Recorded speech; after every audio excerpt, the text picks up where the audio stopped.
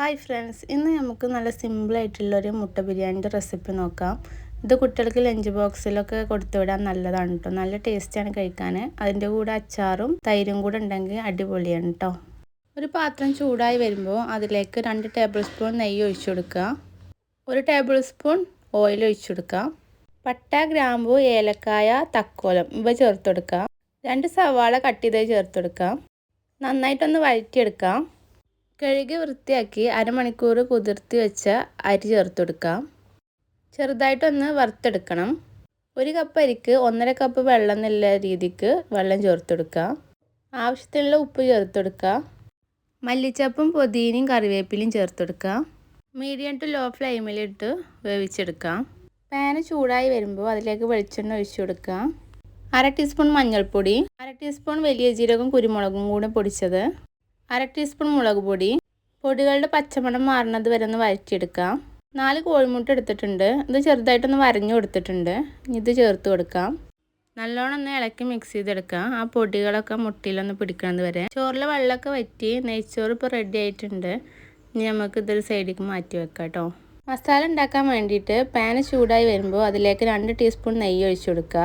1 table spoon oil ഒഴിച്ചു കൊടുക്കാം. പട്ട, ഗ്രാമ്പു, ഏലക്കായ, തക്കോലം ഇവ ചേർത്ത് കൊടുക്കാം. 1 വലിയ സവാള ചേർത്ത് കൊടുക്കാം. സവാള ഒന്ന് വഴറ്റിയെടുക്കാം.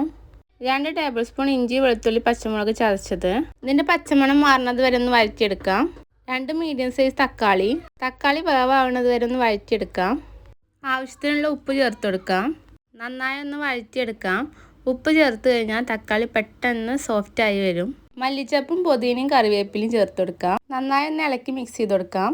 1/2 ടീസ്പൂൺ മുളക് പൊടി, 1/2 ടീസ്പൂൺ മഞ്ഞൾപ്പൊടി, 1/2 ടീസ്പൂൺ മല്ലിപ്പൊടി, 1/2 ടീസ്പൂൺ വലിയ ജീരകവും കുരുമുളകും കൂടെ പൊടിച്ചത്. പൊടികളുടെ പച്ചമണം മാറുന്നത് വരെ വഴറ്റിയെടുക്കാം.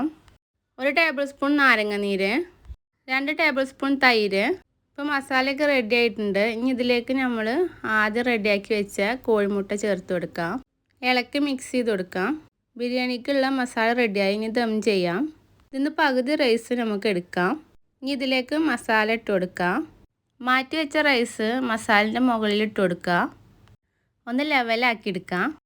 1 ടീസ്പൂൺ നെയ്യും കൂടെ ചേർത്ത് കൊടുക്കുക. ലോ ഫ്ലെയിമിൽ ഒരു 10 മിനിറ്റ് വെക്കാം.